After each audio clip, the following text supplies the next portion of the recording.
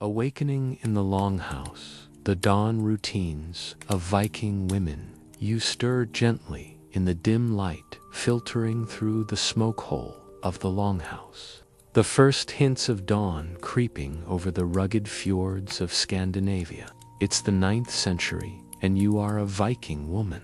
Perhaps in a settlement along the Norwegian coast or in the Danish flatlands, where the air carries the salty temps of the sea mixed with the earthy scent of damp thatch and peat. The longhouse, your home, is a sturdy structure of timber and turf, stretching some 20 to 30 meters long, shared with your extended family husbands, children, elders, and sometimes thralls or servants. The walls are insulated with woven hangings to ward off the chill, and the floor is packed earth, scattered with rushes that crunch softly underfoot, piled with furs from seals or sheep, their coarse wool still holding the faint musk of the animals they once were.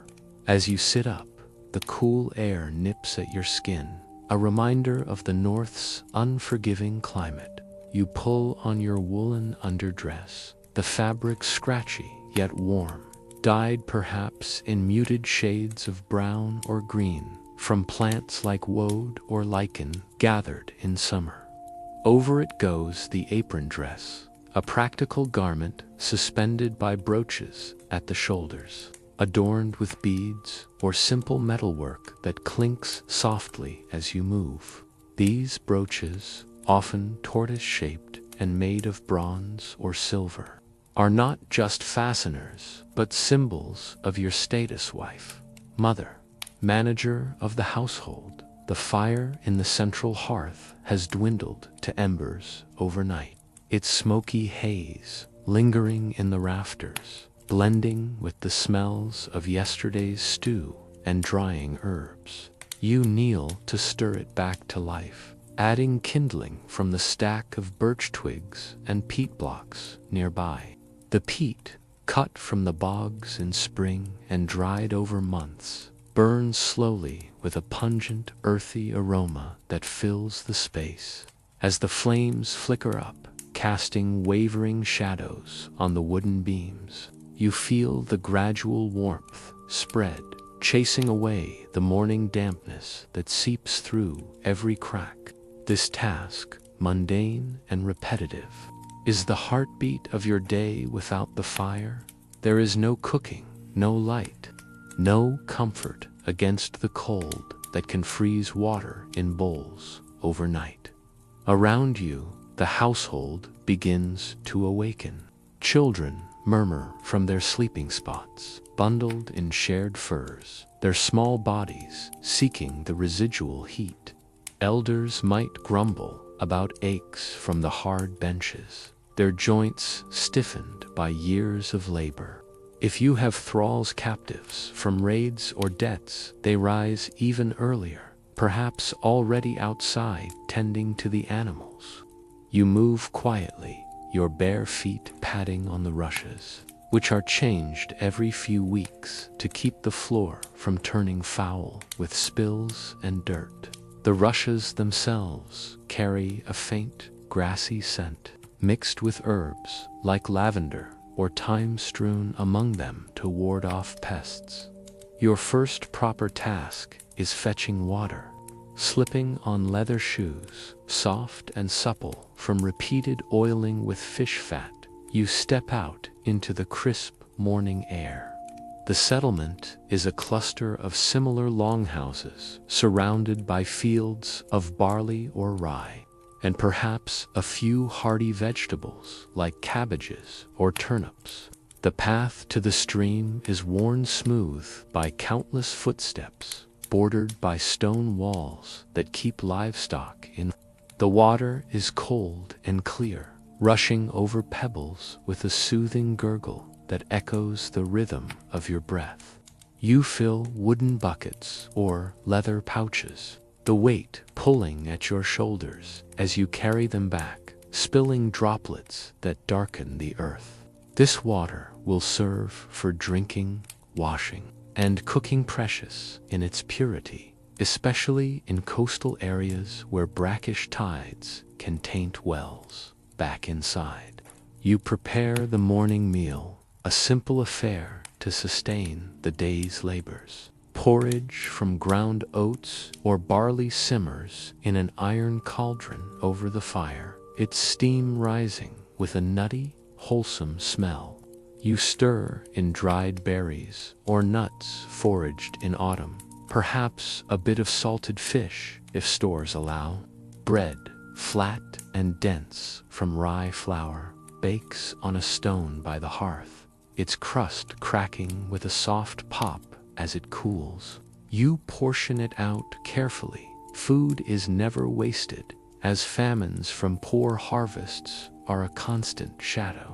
While the porridge bubbles, you tend to personal hygiene, combing your hair with a bone comb, its teeth smoothed from use, and braiding it neatly to keep it from tangling during work. Mirrors are rare luxuries, perhaps a polished metal disc if your family trades well, reflecting your face in the firelight as the family gathers around the hearth. Sitting on benches or stools carved from oak, the meal is eaten in relative quiet, broken only by the crackle of flames and the occasional low conversation about the day's plans. You, as the key woman of the house, often called the key keeper for the iron keys to storage chests that hang from your belt over. See this distribution. These keys symbolize your authority over the household's resources. Grain stores in wooden barrels, preserved meats hanging from rafters, and tools locked away from idle hands. In Viking society, women like you hold significant power in the domestic sphere, managing finances, property, and even legal matters when men are absent on voyages. The morning light strengthens, illuminating the intricate carvings on the doorposts, perhaps runes invoking protection from the gods. Like Odin or Freya, whose influence weaves through daily life, you glance outside where mist clings to the hills and birds call from the thatched roofs. The animals need attention next, cows lowing in the byre for milking, their warm breath steaming in the air. You milk them by hand, the rhythmic squirting into a pail, a familiar, meditative sound, the milk's creamy scent promising butter or cheese later. Sheep are checked for wool readiness, their fleece thick and oily, while chickens scratch in the yard, their clucks adding to the symphony of rural sounds. These routines, so ordinary and unchanging, form the backbone of survival in this era.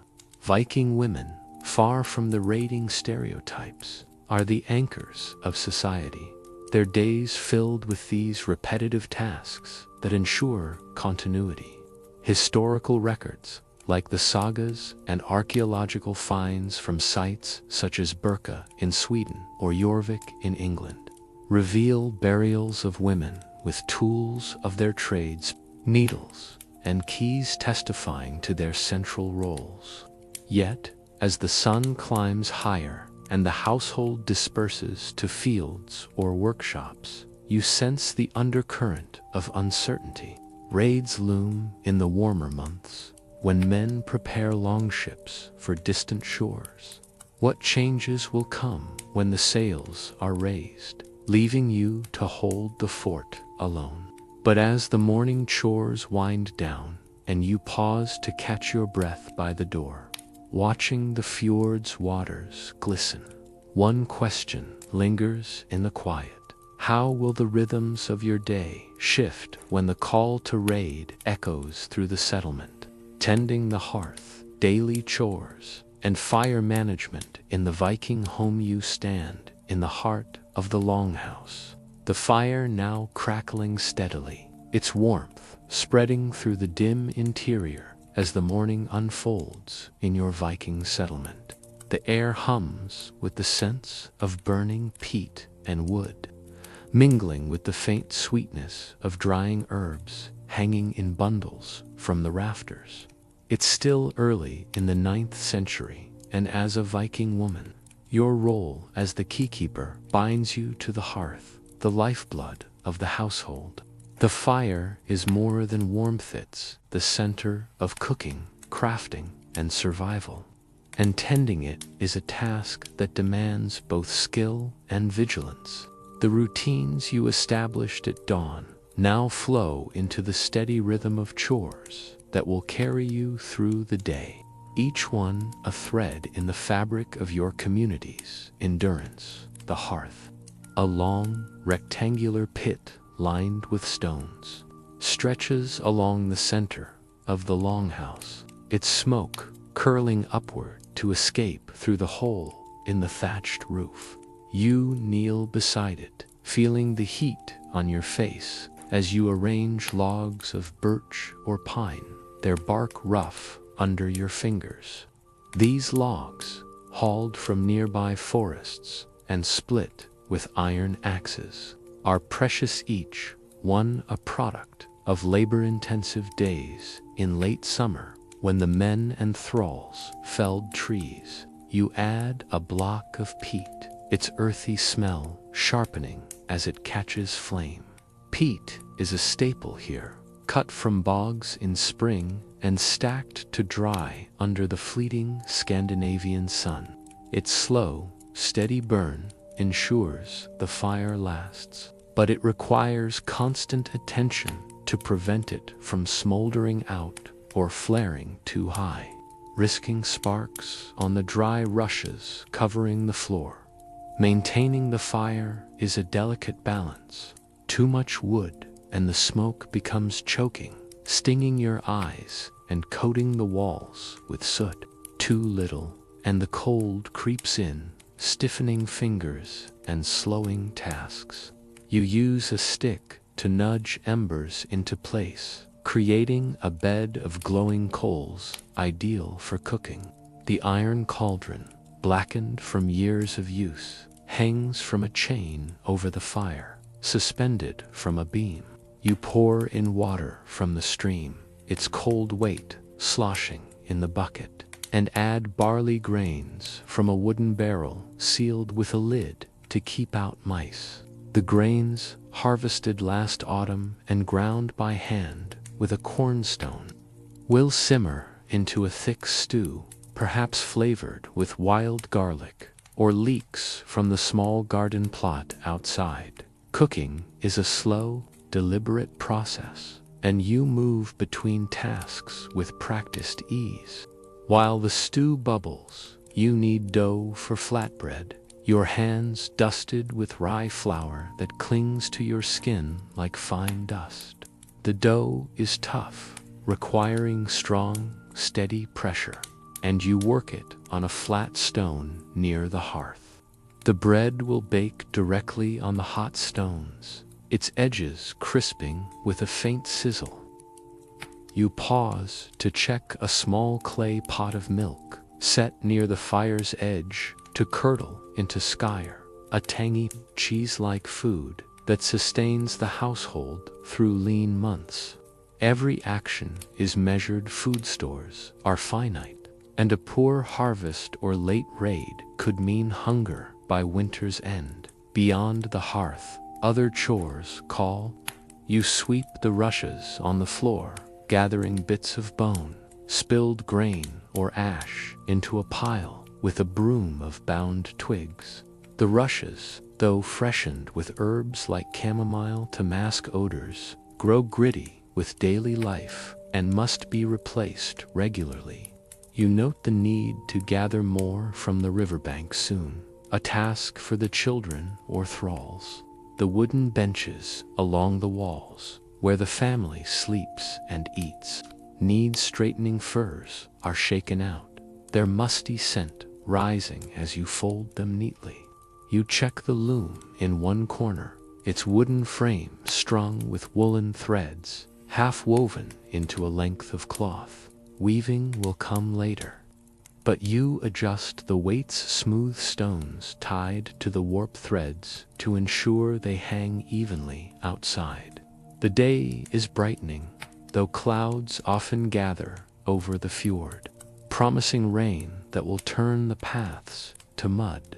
You step out briefly to tend the small livestock pen, where a few goats bleat for attention.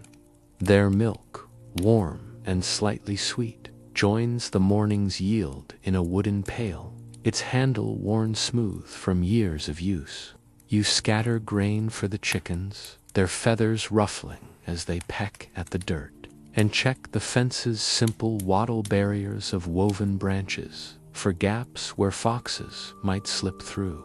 These animals are your responsibility, their survival tied to the households. A lost goat or raided henhouse could mean one less meal in the coming months. Back inside, you turn to mending.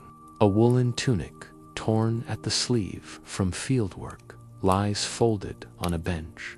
You thread a bone needle with sinew, its waxy texture slipping through your fingers, and stitch the fabric with small, even loops. The act is repetitive, almost meditative. The needle's soft scrape against the cloth, blending with the fire's crackle and the distant lowing of cattle.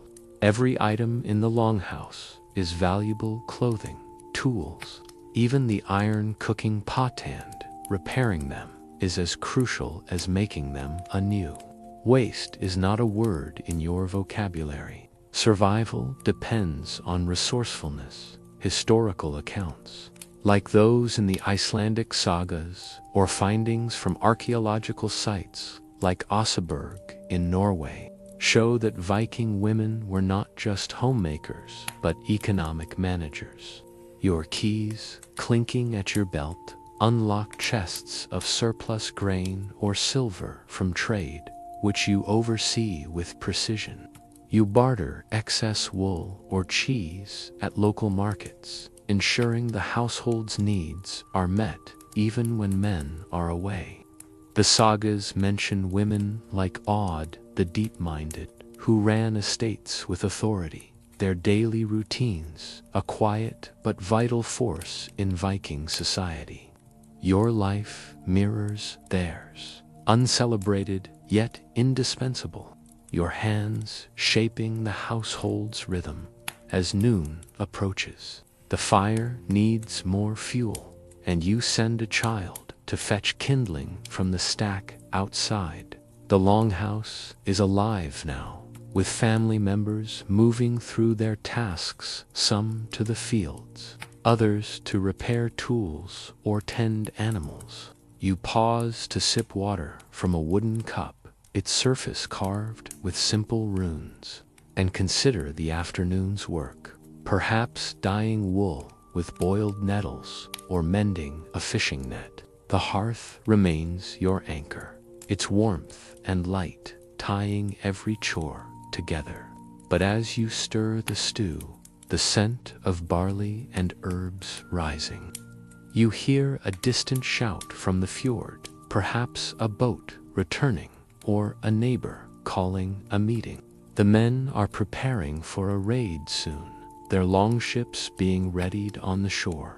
How will your duties shift when the household's balance tilts, leaving you to manage alone? Weaving the threads of life, crafting cloth, and the rhythm of the loom, you sit in the longhouse, the hearth's steady crackle filling the air with warmth and the faint, acrid scent of burning peat. It's mid-morning in your Viking settlement, nestled along a wind-swept fjord in 9th century Scandinavia, and the chores of the hearth stirring the stew, tending the fire are momentarily set aside. Now, your hands turn to one of the most vital tasks of your day, weaving. The wooden loom, a sturdy frame of oak or ash, stands in a quiet corner of the longhouse, its vertical warp threads taut and weighted with smooth stones or baked clay discs. The loom is more than a tool. It's a lifeline, producing the cloth that clothes your family, warms your beds, and even sails the longships that carry men to distant shores. As you settle before it, the rhythmic clack of the shuttle begins, a soothing cadence that blends with the soft patter of rain outside, lulling you into the flow of your work. The wool you weave comes from the sheep you tend, their fleece shorn in spring and cleaned over weeks of labor. You recall the process vividly, soaking the raw wool in a stream to wash away dirt and lanolin, the water turning murky as you knead it with your hands, chilled to the bone. Then came carding, combing the fibers with wooden paddles studded with iron spikes until they lay smooth and ready for spinning. Spinning itself is another task, often done in spare monsieur spindle. A slender stick weighted with a stone whorl twirls in your fingers, twisting wool into thread as you walk or sit by the fire. The thread, now wound into tight skeins, is dyed with plants you gathered, woad for blue, madder root for red, or onion skins for a soft yellow. Each color carries the scent of the boiling vats, earthy and sharp, a reminder of summer days spent stirring pots over open fires. Now, on the loom, these threads come to life. You pass the shuttle, a smooth piece of wood, holding the weft thread through the warp, your hands moving with a practiced ease that belies the skill required. Each pass is followed by a pull of the heedle rod, which shifts the warp threads to lock the weft in place, and then a firm press of the wooden beater to tighten the weave. The motion is repetitive, almost hypnotic. Shuttle, heedle, beater, repeat. The cloth grows slowly, a few centimeters each hour, its texture rough but durable under your fingers. You're weaving a simple wadmail, a thick woolen fabric for cloaks or tunics, essential for surviving the biting winds of winter. The sound of the loom clack, thump, clack blends with the fire's crackle and the distant bleating of goats, creating a quiet symphony of daily life. Weaving is not just a task, but a cornerstone of your household's economy. Cloth is currency in Viking society, used for trade, gifts, or even to settle debts. Archaeological finds from sites like Birka in Sweden reveal that women produced vast quantities of textiles, their looms and spindle whorls buried alongside them as symbols of their craft. You might weave finer cloth for a wealthy trader's wife or coarse sailcloth for a longship, each piece a testament to your skill. The sails, made from tightly woven wool and treated with animal fat to repel water, are critical for the raids your husband or brothers may soon join. A single sail could take months to produce, requiring the wool of dozens of sheep and the labor of many handseers included. As you work, you're not alone. Other women in the household, perhaps daughters or thralls. A young girl practices spinning nearby, her spindle wobbling as she learns the twist, her small fingers fumbling but determined.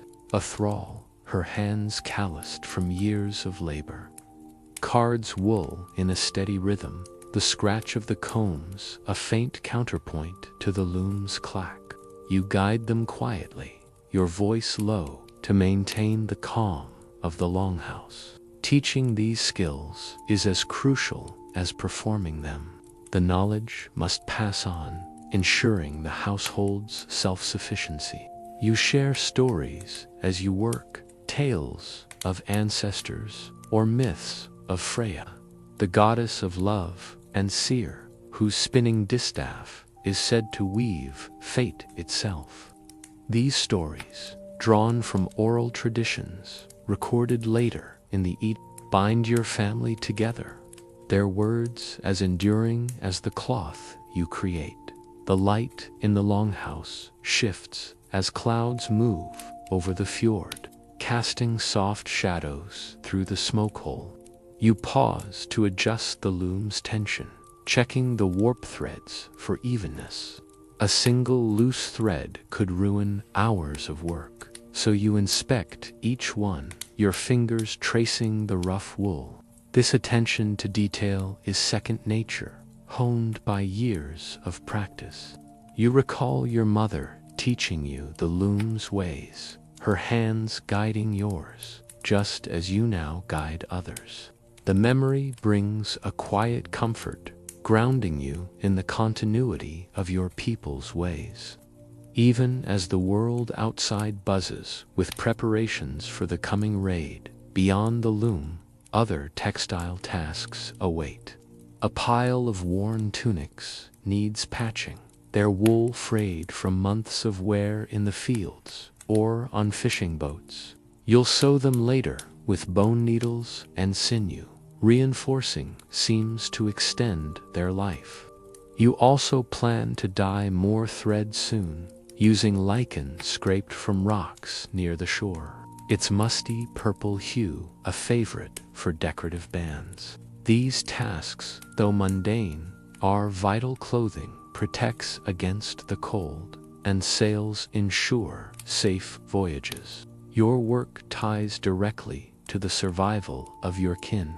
A fact that gives even the smallest stitch purpose. The sagas and archaeological evidence, like the textiles found in the Oseberg ship burial, highlight the centrality of women's weaving in Viking life.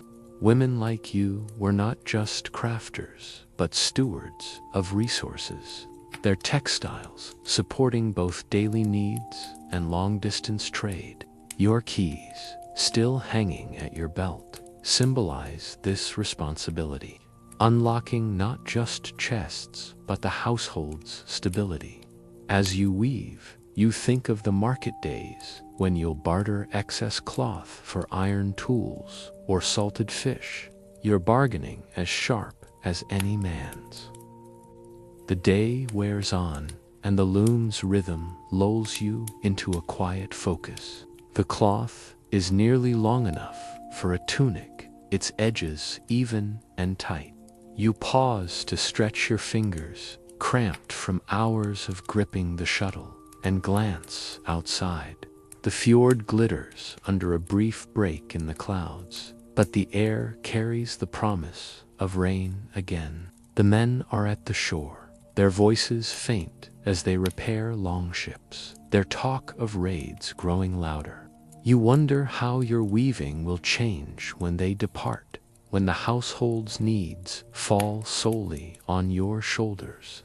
Will there be time for such careful work, or will new demands pull you from the loom's steady rhythm? Gathering from the land, foraging, farming, and seasonal harvests, you step outside the longhouse, the cool air of the Scandinavian afternoon brushing against your face as you leave the loom's steady rhythm behind.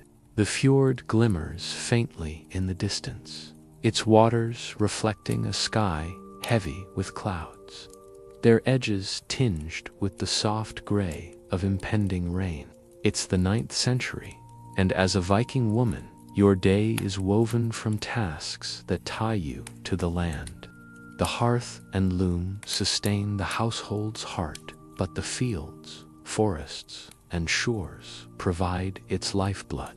Now, with the morning's chores behind you, you turn to gathering, tending crops, foraging wild plants, and preparing for the harvests that will carry your family through the long winter. The earth beneath your feet, damp from last night's drizzle, smells of moss and clay, grounding you in the endless cycle of seasons. You walk toward the small fields surrounding the settlement, your leather shoes sinking slightly into the soft soil. The fields are modest, carved from the rocky landscape with effort over generations. Barley and rye grow in neat rows, their green stalks swaying gently, not yet ready for harvest, but needing care. You kneel to inspect the plants, your fingers brushing their coarse leaves as you pull weed stuff, stubborn things like nettles or chickweed that threaten to choke the crops. Weeding is slow, repetitive work, your hands caked with dirt, the faint sting of nettle pricks lingering on your skin. You toss the weeds into a basket, knowing they're not waste. Nettles can be boiled for soup or dried for tea, their sharp flavor a staple in lean times. Farming in this harsh northern climate is a gamble against frost and poor soil. The growing season is short, barely 5 months, and every plant is precious. You check the small garden plot near the longhouse, where cabbages, turnips, and leeks grow in raised beds, their leaves dusted with dew. These vegetables, hardy enough to withstand early frosts, are vital for winter stews. You loosen the soil around them with a wooden hoe, its handle worn smooth from years of use, ensuring the roots have room to swell. The work is tiring, your back aching as you bend, but the rhythm of digging and tending is calming. The soft scrape of the hoe blending with the distant cry of gulls over the fjord. Beyond the fields, the wild lands beckon. You sling a woven basket over your shoulder and head toward the forest edge, where the trees birch and pine stand tall, their branches whispering in the breeze. Foraging is a skill passed down from your mother, honed through years of walking these paths. You scan the ground for edible plants, sorrel with its tart, lemony leaves, wild garlic hiding in shady patches, its pungent scent sharp when you crush a leaf, and bilberries, their dark purple juice staining your fingers as you pluck them from low bushes. Each find goes into your basket, the weight growing with every step. You pause to gather mushrooms, small, earthy caps, peeking from the moskerful to avoid the toxic ones. A knowledge learned through careful observation and stories of those who guessed wrong. The shore offers its own bounty. You make your way to the rocky beach, where the tide leaves pools of seaweed, its salty, briny smell filling the air.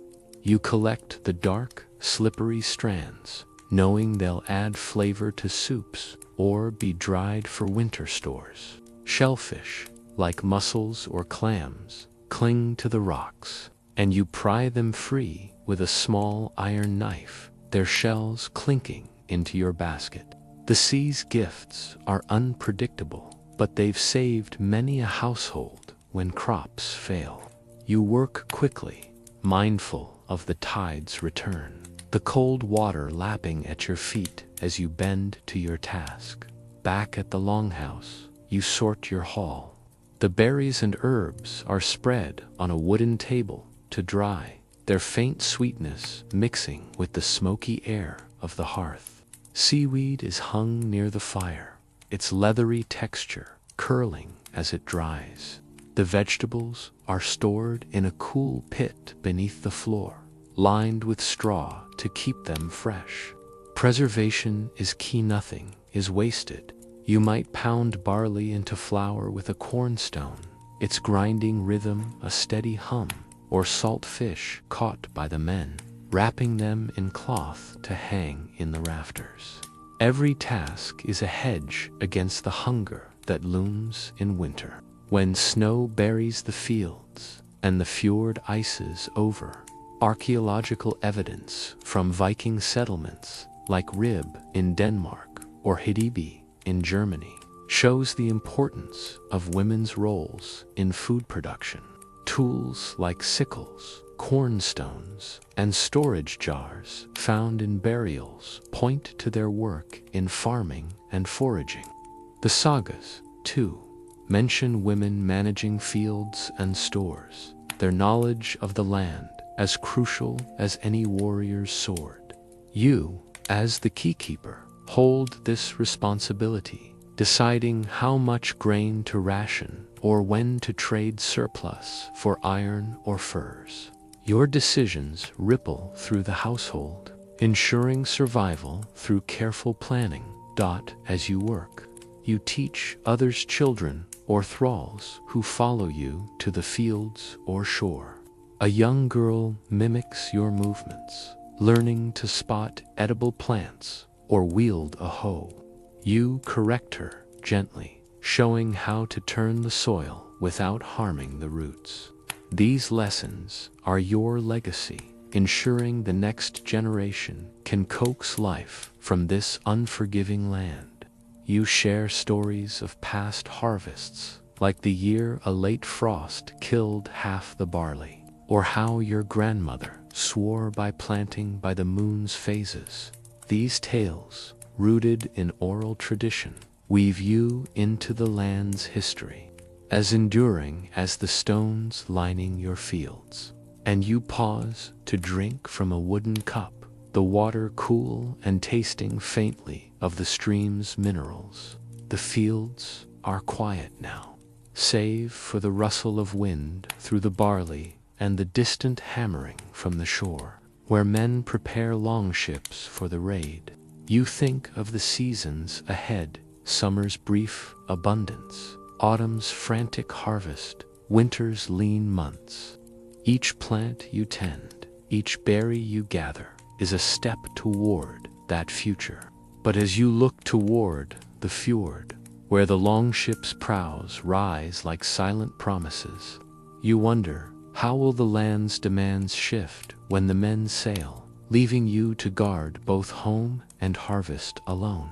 Caring for the kin, children, and family bonds in Viking society, you return to the longhouse, the weight of your foraging basket still tugging at your shoulder, the scent of wild garlic and seaweed clinging to your hands. The afternoon light filters through the smoke hole, casting a soft glow over the familiar clutter of the Viking home furs neatly folded, the loom's threads taut, the hearth's embers glowing steadily. It's the 9th century, and as a Viking woman, your role extends beyond the fields and loom to the heart of the household, caring for your kin. Children, elders, and even thralls rely on you to nurture the bonds that hold the family together, a task as vital as any harvest or craft. The longhouse hums with quiet activity, the patter of rain outside blending with the laughter of children playing near the hearth, their voices a reminder of the life you sustain. Your children, perhaps 2 or 3, their ages spanning toddling to near adulthood, scattered about the longhouse. The youngest, barely 3 winters old, clings to a wooden toy, a roughly carved horse whittled by your husband during a quiet winter evening.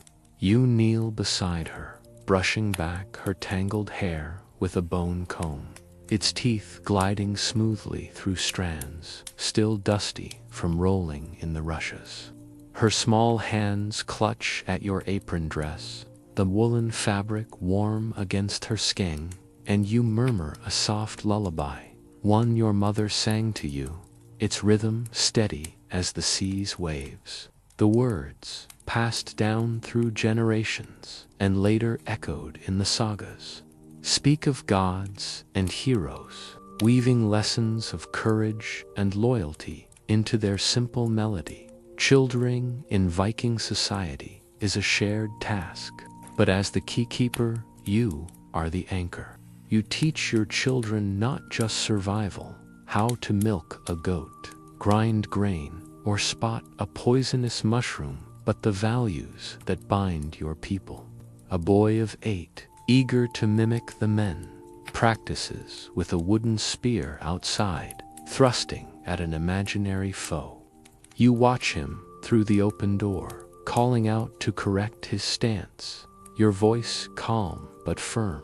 He'll learn warrior skills from his father or uncles, but from you.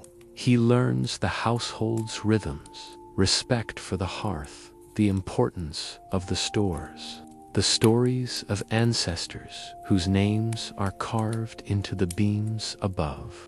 These lessons, drawn from oral traditions and archaeological hints like runestones honoring family ties, shape him for a life in this rugged world. Your older daughter, nearing marriageable age, sits nearby, spinning wool with a drop spindle.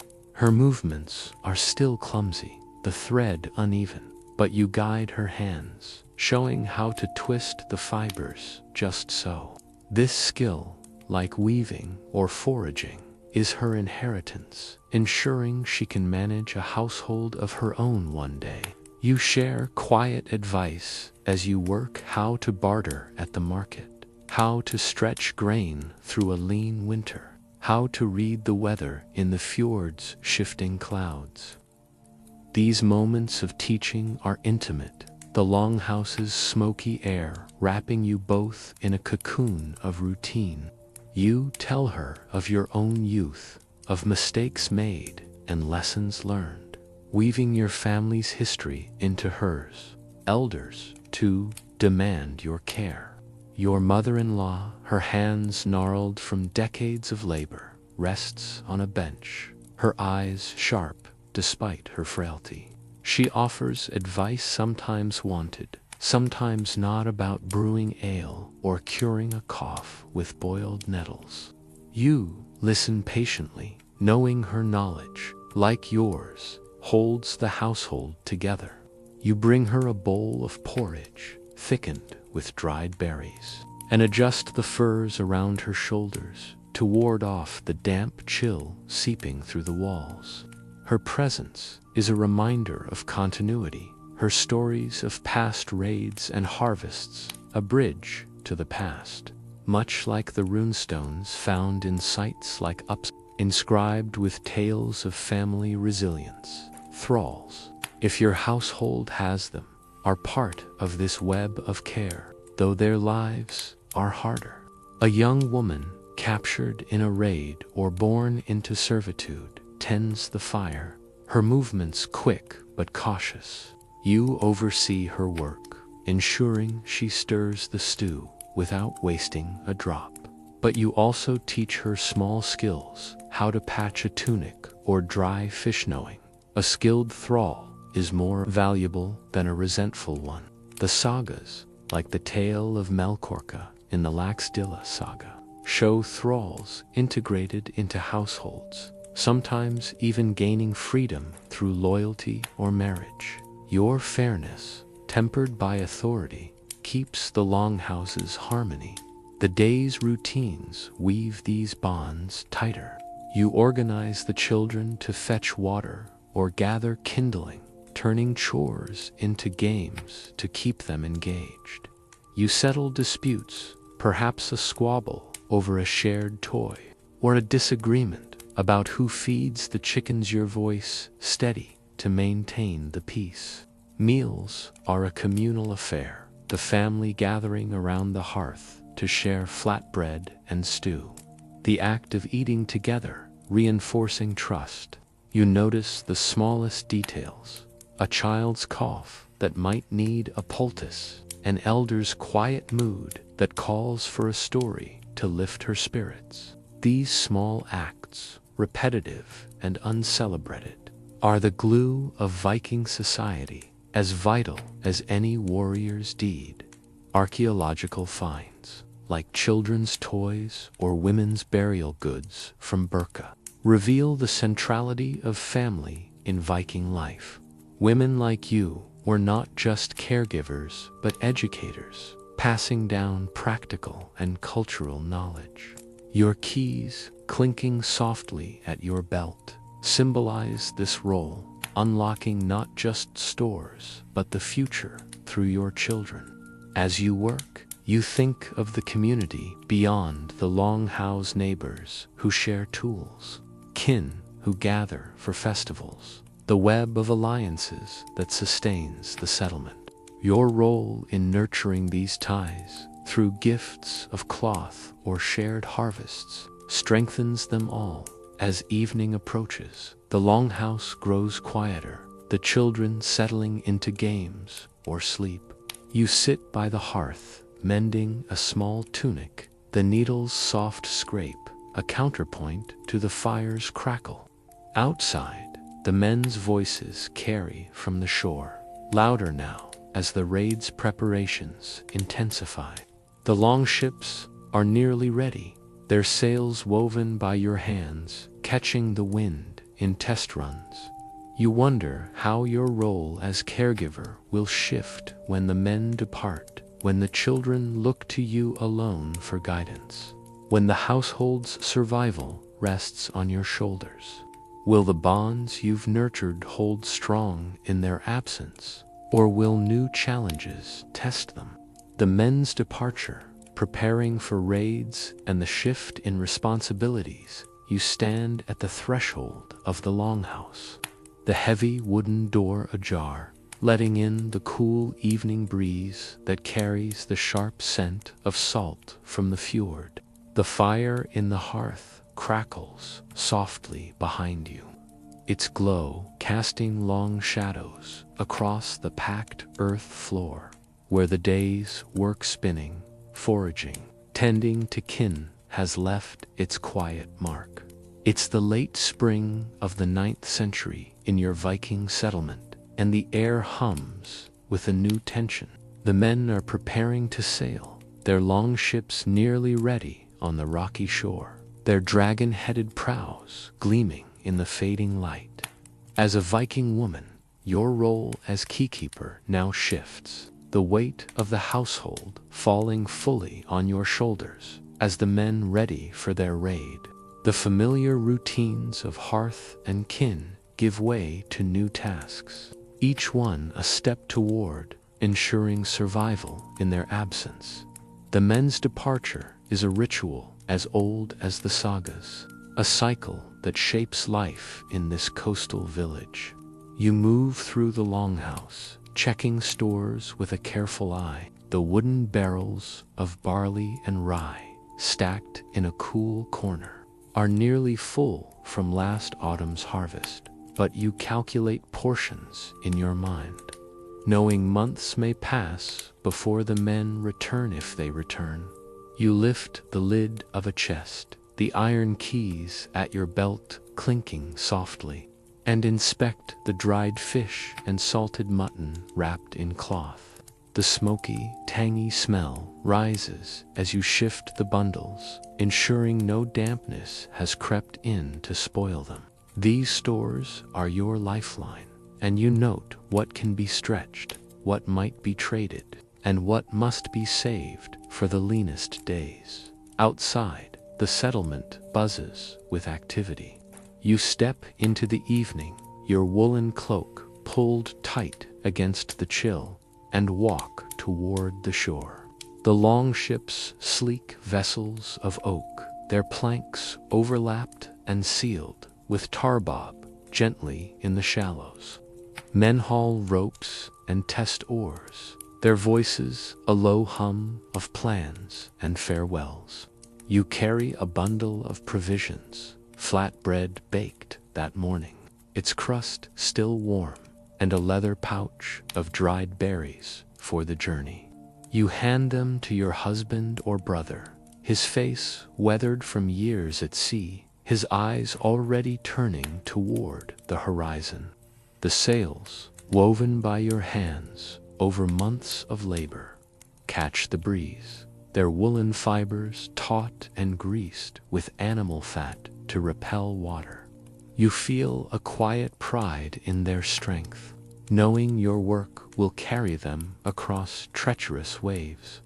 Back in the longhouse, you prepare for the shift in responsibilities. The men's absence means you'll take on tasks they typically handle, repairing fences, tending larger livestock, or even wielding an axe to split wood. You gather the children and thralls, assigning duties with a calm authority, The older boy, eager to prove himself, will help with the heavier work, his small hands learning to grip the axe's handle. The thralls, their faces set with quiet resolve, know their workloads will grow hauling water, guarding the fields, keeping the fire alive through longer hours. You teach them to prioritize, your voice steady as you explain how to check the byre for weak beams or patch the roof's thatch before rains worsen. These skills, drawn from necessity and passed through generations, are your armor against the uncertainty ahead. The community feels the strain, too. Neighboring women gather their own keys, jangling, to discuss shared tasks. You agree to pool resources, perhaps, trading surplus wool for their extra grain, or taking turns watching livestock to deter wolves or thieves. The sagas, like those of strong women such as Gudrun in the Volsunga saga, speak of women managing estates in times of absence, their leadership unquestioned. Archaeological finds from sites like Trelleborg in Denmark show settlements fortified by women's hands, with tools and weapons suggesting they defended homes when needed. You feel this legacy in your bones. The weight of keys at your belt, a reminder of your authority to act, trade, or even negotiate disputes while the men are gone as night falls. The longhouse grows quieter, the children tucked into furs, their soft breathing a counterpoint to the fire's crackle. You sit by the hearth, mending a fishing net with a bone needle. It's repetitive, we've calming your thoughts. The men will leave at dawn, their longships vanishing into the mist, bound for distant shores, perhaps the monasteries of England or the markets of Francia. You've heard their tales of plunder and trade, but also of storms and ambushes. The uncertainty gnaws at you, though you push it aside, focusing on the net's tight knots. You think of the household's rhythm changing, fewer hands to work the fields, more vigilance against threats, the constant need to ration food and fuel. You rise to add peat to the fire, its earthy smell grounding you. Outside, the wind carries the faint clatter of oars being stowed, the final preparations underway. You check the door's latch, a sturdy iron bolt, and glance at the small axe hung nearby, a tool for woodcutting, but also a last resort for protection. Viking women, as the sagas and burials, like those at Oseberg, reveal, were no strangers to self-reliance, sometimes wielding weapons when raiders or rivals threatened. You hope it won't come to that, but you memorize the axe's weight in your mind, its handle smooth from use. The stars are hidden tonight, the sky heavy with clouds that promise rain by morning. You return to the hearth, the heart of your domain, and stir the embers, their glow a steady comfort. The children sleep, the elders murmur old stories, and the thralls rest in their corner, their day's work done. You feel the shift already. The longhouse is yours to command, its survival your burden. The men's departure will test your resilience, your ability to balance care and caution, to stretch resources through the unknown months ahead. But as you bank the fire for the night, one question lingers, quiet as the rain outside.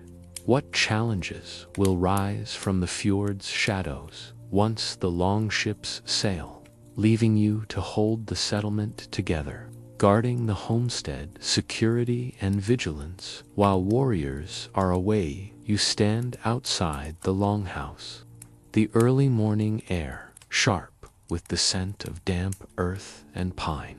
The settlement quieter now, without the men's voices. The longships have vanished into the dawn's mist, their sails woven by your hands, swallowed by the fjord's horizon. It's the 9th century, and as a Viking woman, your role as keykeeper has grown heavier with their departure. The raid has begun, and with it, your duty to guard the homestead begins. The familiar rhythms of hearth, loom, and kin continue. But now you layer them with vigilance, your eyes scanning the hills and shore for signs of trouble. The longhouse, with its sturdy timber walls and thatched roof, is your fortress, and you are its keeper, tasked with protecting family, livestock, and stores through the uncertain months ahead. You begin the day, as always, stirring the hearth's embers to life, the peat's earthy smell rising as flames catch. But your movements are sharper, your senses alert. The men's absence leaves the settlement vulnerable not just to hunger or weather, but to threats from outsiders. Rival clans, opportunistic raiders, or even desperate wanderers might see a village stripped of warriors as easy prey. Archaeological evidence from sites like Lindholm-Huge in Denmark shows settlements with defensive ditches and palisades, suggesting the need for protection even in peaceful times.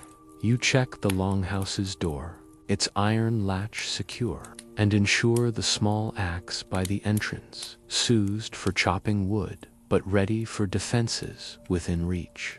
Its handle, smoothed by years of use, feels familiar in your grip as you test its weight. The morning's chores are laced with this new caution. You walk the perimeter of the homestead, inspecting the wattle fences that enclose the livestock. The goats bleat softly, their breath steaming in the cool air, and you mend a loose branch in the fence, weaving it tight to deter foxes or worse. The fields, where barley and rye sway, are exposed. So you note the paths leading to the forest potential routes for intruders. You teach the older children to watch for unfamiliar footprints or broken twigs, turning their games into lessons of awareness. A boy, barely 10, clutches a stick as if it were a spear, eager to play sentinel, but you guide him gently, showing how to listen for unusual sounds, the snap of a branch, the rustle of leaves not stirred by wind inside. You organize the household for security. The thralls, their workloads heavier now. You assign one to sleep near the door, her ears tuned to the night's noises. The elders, though frail, contribute by recounting tales of past threats, raids repelled, traps set drawn from oral traditions later recorded in sagas like the Heims. Their stories, told in low, steady voices, remind you of women who stood firm, wielding tools or even weapons when needed. Burials from Birka and Oseberg reveal women interred with knives or spearheads, hinting at their readiness to defend. You hope it won't come to that, but you sharpen a small iron knife, its blade catching the firelight, and tuck it into your belt beside your keys. The community binds together in this time of vigilance. You meet with neighboring women, their faces etched with the same quiet resolve to plan shared defenses. You agree to signal each other with horn blasts or bonfires if danger appears. A system used across Viking settlements, as evidenced by fortified sites like Trelleborg. You pool resources, trading a length of your woven cloth for their extra pitch to seal the longhouse's roof against leaks. Practical concern, as a wet home invites illness. You also share watch duties, taking turns to patrol the settlement's edges. Your cloak, blending into the dusk, as you scan the fjord for unfamiliar boats. The water, usually a source of fish and trade, now feels like a gateway for threats, its waves whispering secrets in the dark. Daily tasks continue, but with an edge of urgency. You check the stores again, lifting lids on barrels to ensure no grain has spoiled, the musty scent of rye reassuringly dry. You ration carefully, knowing the raid's outcome is uncertain. You teach the children to mend nets or churn butter, keeping their hands busy to quell their fears. The youngest clings to you, sensing the change, and you soothe her with a story of Thor's hammer, its protection invoked in runes carved above the door. These small rituals, rooted in Norse beliefs, steady the household, their familiarity a shield against the unknown as night falls. You sit by the hearth, the fire's crackle blending with the soft patter of rain on the thatch. You mend a torn cloak, the needle's rhythm calming, but your ears strain for sounds beyond the longhouse. A wolf's howl, a stranger's step. The children sleep, their breaths soft in the furs, while an elder murmurs prayers to Freya for the men's safe return. You think of the longships, now far across the sea, their fates tied to storms or battles you cannot see. The settlement feels smaller, its quiet heavy with absence, but your resolve holds firm. You are the keykeeper, guardian of home and kin, and every task, mending, rationing, watching, is a thread in the tapestry of survival. The stars are hidden tonight, the sky a blanket of clouds that muffles the world. You bank the fire, its warmth a promise of another day, and check the door once more. The axe hangs ready, its presence a silent ally. You wonder what lies beyond the fjords, curve raiders, rivals, or simply the endless rhythm of wind and wave. The men may be gone for weeks or months, and in their absence, the homestead's safety rests on your vigilance. But as you settle onto your bench, the furs soft beneath you, one question lingers. As quiet as the rain, what hidden dangers might emerge from the shadows, testing your strength before the longships return? Trading and bartering women's roles in local markets and exchanges, the morning sun breaks through the clouds, casting a pale light over the fjord as you step out of the longhouse. The familiar weight of your keys clinking at your belt. The men have been gone for days now, their longships a distant memory, and the settlement hums with the quiet rhythm of your stewardship. It's the 9th century, and as a Viking woman, your role as keykeeper extends beyond the hearth and homestead to the bustling world of trade. Today, you prepare for the local market, a gathering at the settlement's edge where neighbors and travelers barter goods, news, and alliances. The air smells of damp grass and the faint tang of fish drying on racks nearby, and you feel the pulse of the community, your domain to navigate while the men are away on their raid. You gather your goods with care, knowing every item is a piece of your household's labor. In a woven basket, you pack lengths of wadmill, the coarse woolen cloth you wove on the loom. Its fibers dyed a deep blue with woad from last summer's foraging. You add a small clay pot of skyer, the tangy, cheese-like food you curdled by the hearth, sealed with a wooden lid to keep it fresh. A few dried fish, their scales glinting faintly, and a bundle of nettle tea leaves complete your haulage item chosen for its value in trade. You check the basket's weight, ensuring it's manageable for the walk to the market. A cleared space near the fjord where wooden stalls and open ground host a weekly exchange. The market is a lively contrast to the settlement's quiet days. You arrive to find neighbors setting up their wares. One woman offers iron nails forged by her son. Another displays baskets of barley grain, their husks rustling as she arranges them.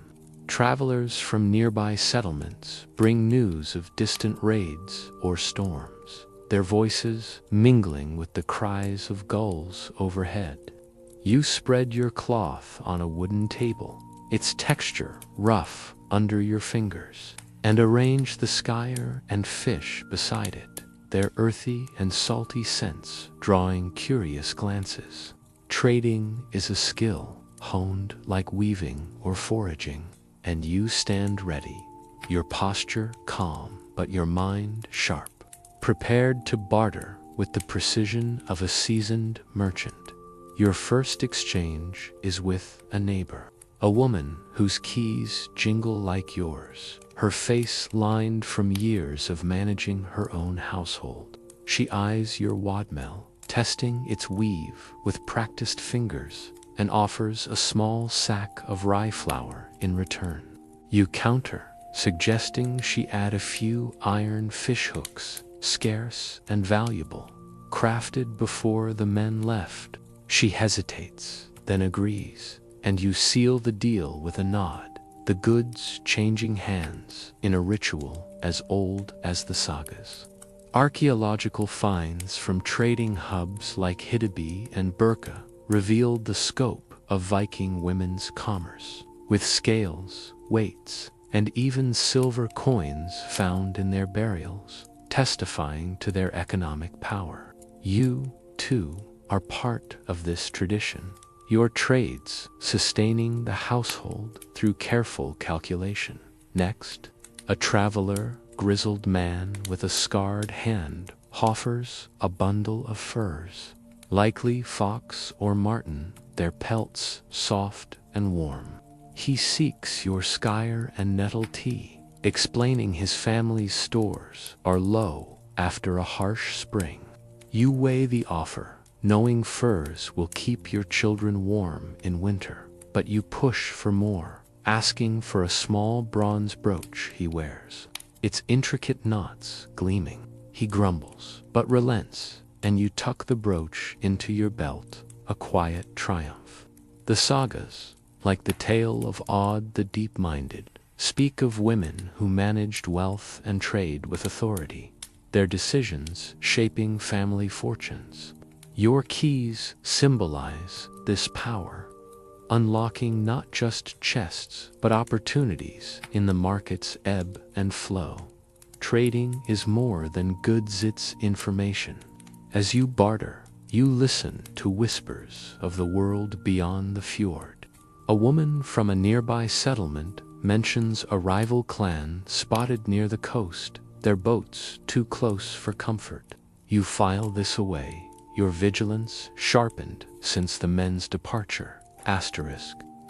Another trader, a young man with beads in his beard, speaks of a storm that sank a ship off Francia, a reminder of the dangers your men face. You share little in return, guarding your household's plans, but offer a story of a good harvest to keep the conversation light. These exchanges, as much as the goods, strengthen the community, weaving a network of trust and mutual reliance. Back at the longhouse, you unpack your gains, the rye flour, enough for weeks of bread, the fish hooks, vital for catching cod in the fjord, and the furs, a luxury to bolster winter stores. You store them carefully, the flour in a sealed barrel to keep out mice, the furs hung high to avoid dampness. The brooch you pin to your apron dress, its weight a small reminder of your skill. You teach your daughter to tally the stores, showing her how to estimate portions, her small hands marking a wooden tablet with notches. These lessons, like those of the loom or field, ensure the household's future. A legacy of resourcefulness rooted in Viking women's roles as economic stewards. As the day wanes, you sit by the hearth, the fire's crackle blending with the soft patter of rain outside. The market's bustle lingers in your mind, its connections a lifeline while the men are gone.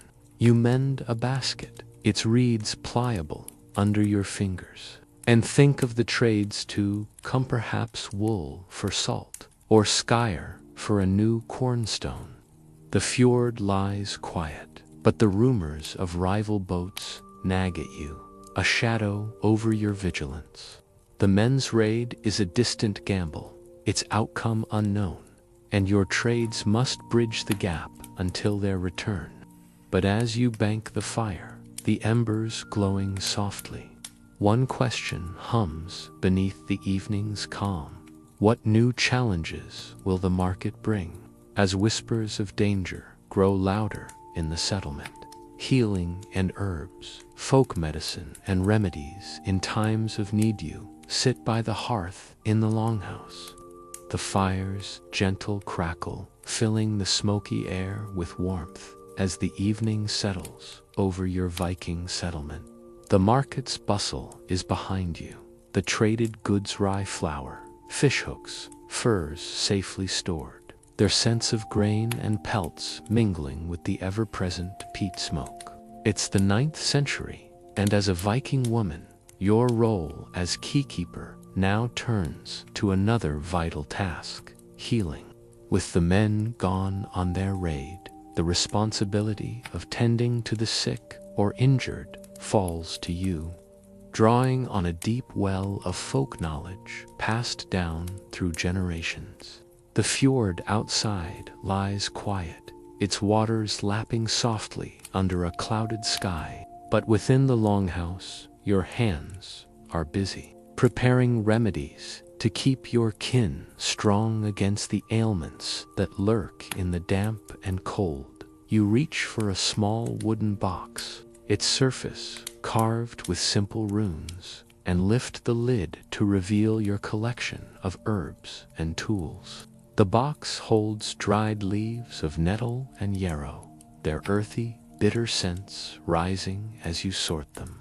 There's also a bundle of willow bark, its rough texture promising relief for aches, and a tiny clay pot of honey, its sweetness a rare treasure for soothing throats or binding salves. These are your medicines, gathered from the forests and shores during warmer months, each plant chosen for its power to heal. You recall the long summer days spent foraging with your mother, her voice low as she taught you to spot chamomiles, feathery leaves, or the bright yellow flowers of St. John's wort. Knowledge rooted in oral tradition and practical survival. A child's cough interrupts your thoughts, the sound sharp in the longhouse's quiet. Your youngest, curled in furs near the hearth, has been listless, her cheeks flushed despite the cool air. You kneel beside her, feeling her forehead warm, but not feverish hand decide on a remedy. You crumble dried nettle leaves into a small iron pot, adding water from the stream to steep over the fire. The steam rises with a green, grassy scent, and you stir carefully, letting the leaves release their properties. Nettle tea, as your grandmother taught you, eases coughs and strengthens the body, its nutrients a bulwark against weakness. You strain the liquid into a wooden cup, adding a drop of honey to coax the child to drink, her small sips a quiet trust in your care. Healing in Viking society is as much art as necessity, blending practical remedies with rituals tied to Norse beliefs. You murmur a soft invocation to Ire, the goddess of healing, as you work, your words a whisper over the fire's crackle. The sagas and later records like those in the poetic Edda, mention women skilled in seer or healing arts, their knowledge vital to communities far from modern medicine. Archaeological finds from sites like Firecat in Denmark include amulets and herb bundles in women's burials, hinting at their role as healers. You carry this legacy, your hands steady as you grind yarrow leaves with a small stone mortar, its sharp, peppery smell filling the air. The paste, mixed with fat from a sheep, will soothe cuts or burns, a common need in a household of active children and laboring THRALLS. Beyond the child's cough, you prepare for other ailments. An elder complains of joint pain, worsened by the damp spring air seeping through the thatch. You chew willow bark into a pulp, its bitter taste familiar, and mix it with warm water for her to sip. The bark's properties, known to ease pain and swelling, are a staple in your remedies, gathered from willows by the stream. For the thralls, who work long hours hauling water or tending fields, you keep a salve of comfrey and lard, its cool, waxy texture soothing their cracked hands. Each remedy is a small act of preservation, ensuring the household's strength while the men are away.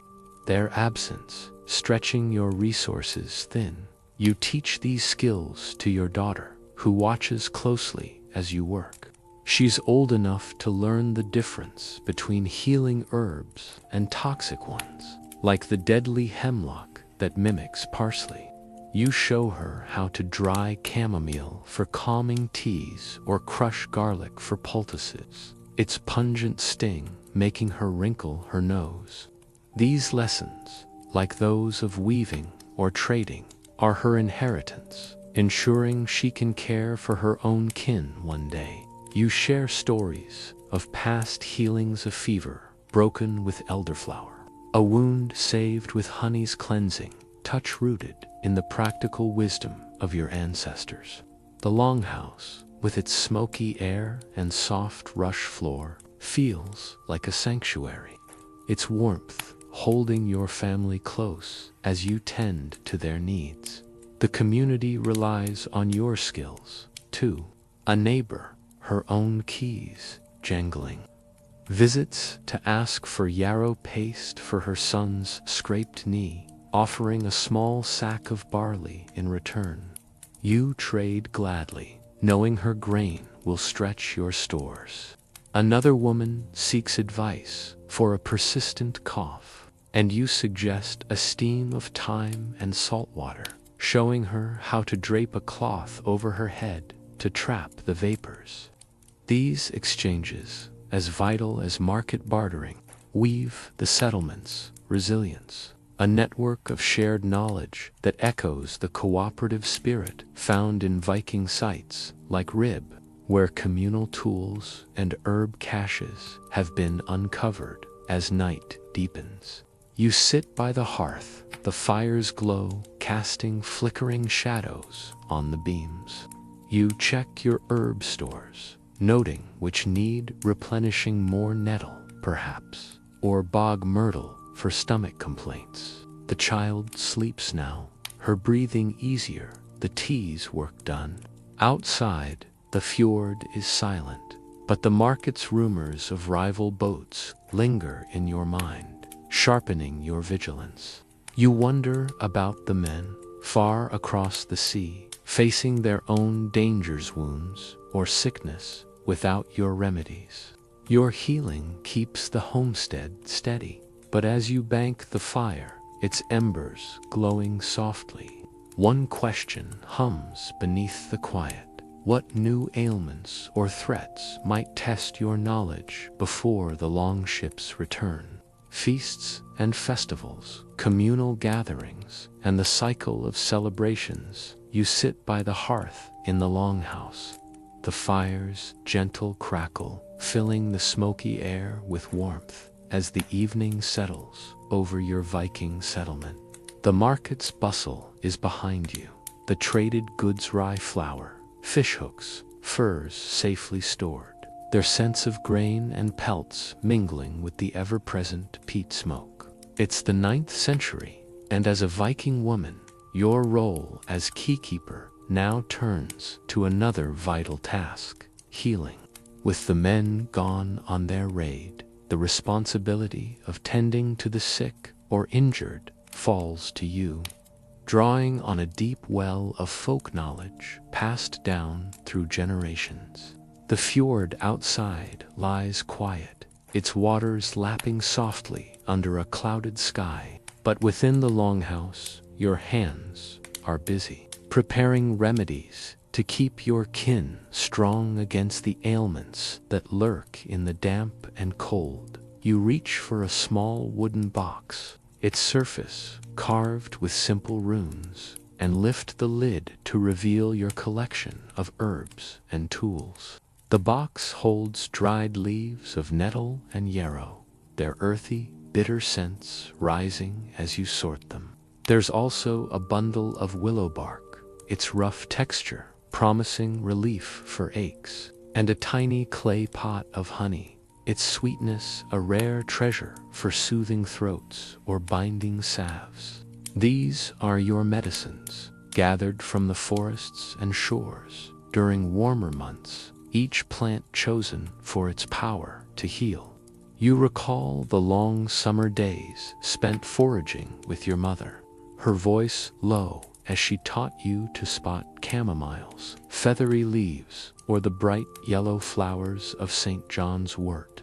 Knowledge rooted in oral tradition and practical survival. A child's cough interrupts your thoughts, the sound sharp in the longhouse's quiet.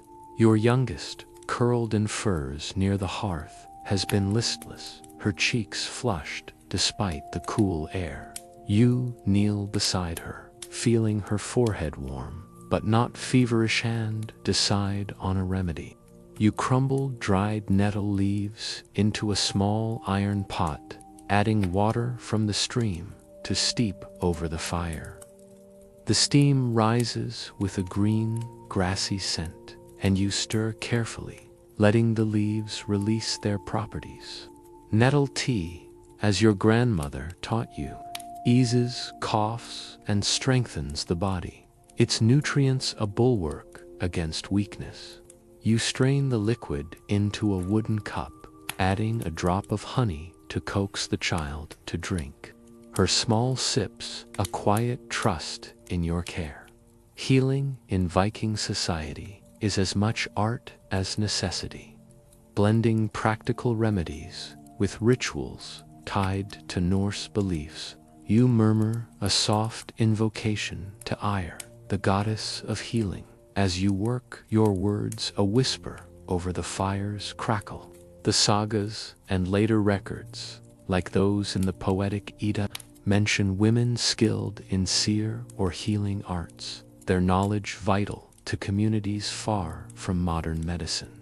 Archaeological finds from sites like Firecat in Denmark include amulets and herb bundles in women's burials, hinting at their role as healers. You carry this legacy, your hands steady as you grind yarrow leaves with a small stone mortar, its sharp, peppery smell filling the air. The paste, mixed with fat from a sheep, will soothe cuts or burns, a common need in a household of active children and laboring THRALLS. Beyond the child's cough, you prepare for other ailments. An elder complains of joint pain, worsened by the damp spring air seeping through the thatch. You chew willow bark into a pulp, its bitter taste familiar, and mix it with warm water for her to sip. The bark's properties, known to ease pain and swelling, are a staple in your remedies, gathered from willows by the stream. For the thralls, who work long hours hauling water or tending fields, you keep a salve of comfrey and lard, its cool, waxy texture soothing their cracked hands. Each remedy is a small act of preservation, ensuring the household's strength while the men are away, their absence stretching your resources thin. You teach these skills to your daughter, who watches closely as you work. She's old enough to learn the difference between healing herbs and toxic ones, like the deadly hemlock that mimics parsley. You show her how to dry chamomile for calming teas or crush garlic for poultices, its pungent sting making her wrinkle her nose. These lessons, like those of weaving or trading, are her inheritance, ensuring she can care for her own kin one day. You share stories of past healings, a fever broken with elderflower, a wound saved with honey's cleansing touch rooted in the practical wisdom of your ancestors. The longhouse, with its smoky air and soft rush floor, feels like a sanctuary, its warmth holding your family close as you tend to their needs.